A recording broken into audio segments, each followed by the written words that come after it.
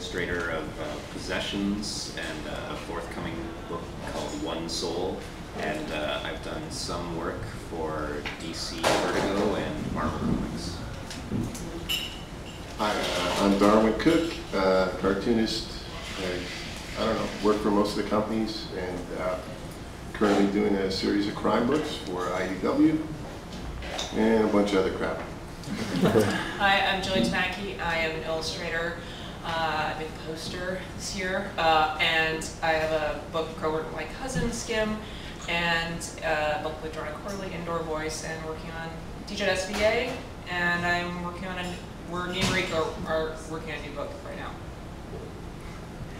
My name's Darwyn. I've been working in comics for 23 years now, primarily for Marvel and DC. The last 6 or 7 years for Marvel.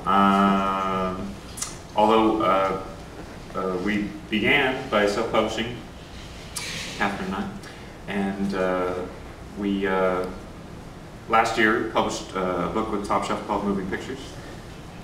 And this year, debuting at the festival, I've got a book of illustrations and comics called Centifoliage, Volume 2. Catherine Newman. Is that on? Yeah. Raise it up. It was really quiet the last panel. Was it really quiet? Maybe it was just a really quiet person, perhaps. Quiet people get that. I've been working for Marvel for the past 3 or 4 years. I just finished Wolverine and Jubilee miniseries, and right now I'm cleaning up the next project that Stu and I are doing together, which should be out by Christmas somehow. No, it won't be out by Christmas. No, it'll be done by Christmas. Christmas. It'll be done. Come on, YouTube. So the general concept of the panel tossing around was kind of looking at the Canadian identity working within kind of a mainstream scope. What they really meant was Canadians whoring in the mainstream. I think it's the real title here. Is this time for more paying for it jokes? So I'm kind of curious, like a big thing for me, I do a radio show called Ink Studs, and a big thing of what I cover is Canadian cartoonists. I had a book, Jillian is in the book, that interviews with, about half of it's with Canadian folks.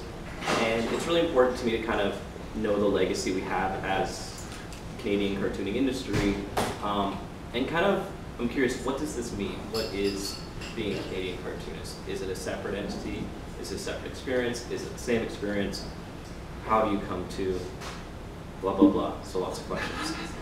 The mic turns to me, because I'm well known for my deeply Canadian sympathies.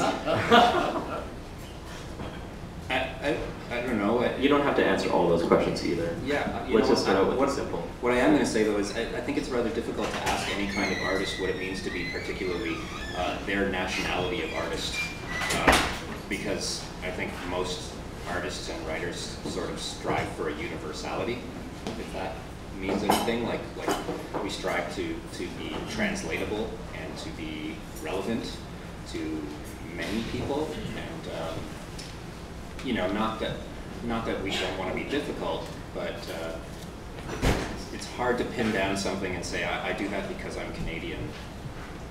That's such a Canadian answer. I've always said, I've worked extensively down there. I worked in the Warner studio on the Batman and Superman animated shows, and you know, it'd be 3 in the afternoon and you'd be buzzing down the hall and you'd notice 8 of them standing around the water cooler complaining about the Koreans stealing all their work. And my favorite joke was always, look, there's nothing a Canadian can do that 5 Americans couldn't do better. And I think that's a big difference. We don't have the population base or the resources to, say, adopted the attitude or the mindset of a lot of our contemporaries down there. So I think we come into it with a more can-do philosophy and a more resourceful approach to the work. At least that's something I'd say I noticed. Yeah, I don't really, I think those are good points.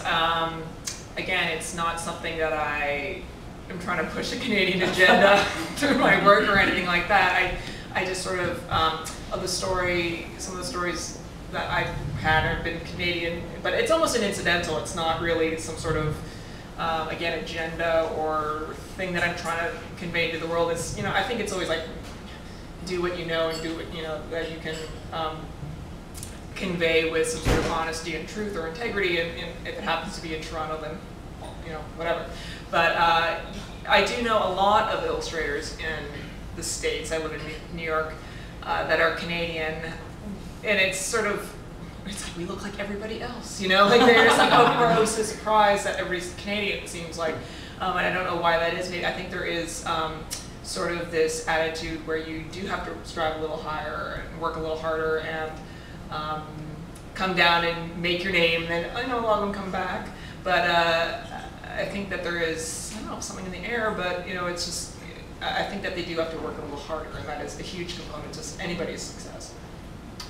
You illustrated a portrait of President Obama recently, did you? Yeah, New York Magazine. Yeah. So was there like a backlash from American illustrators who thought you were taking work away from them? No, they have no clue. No clue. I mean, again.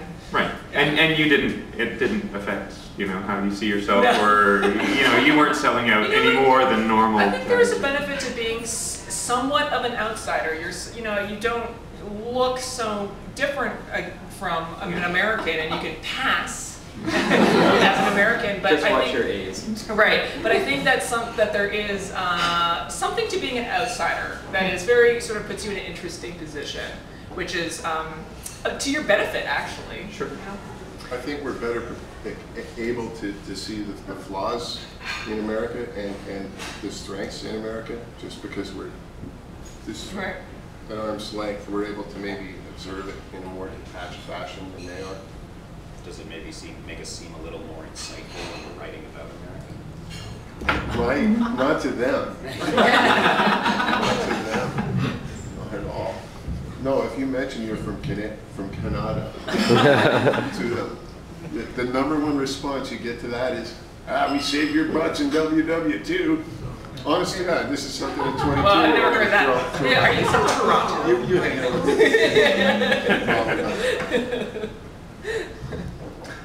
Oh, I guess it's one. Well, I mean, like everybody else, it seems. I guess I personally don't think about it too much, and I don't think it has any bearing on the work that I produce. I just try and, you know, be the best artist I can be, and don't think about borders or nationality or any of those things too much.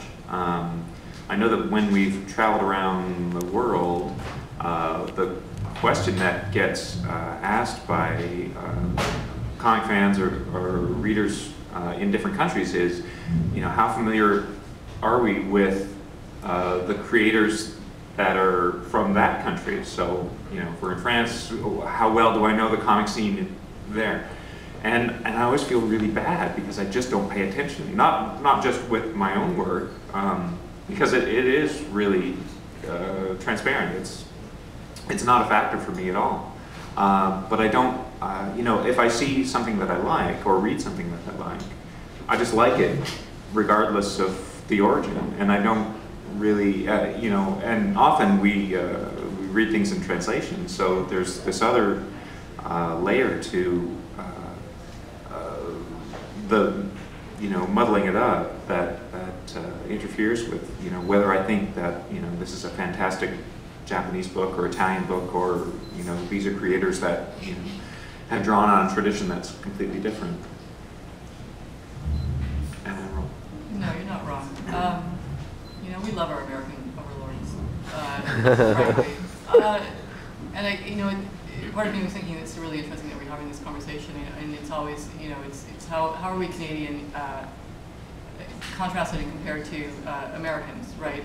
But the fact is, we're basically all working for American companies and making reasonably good livings doing so.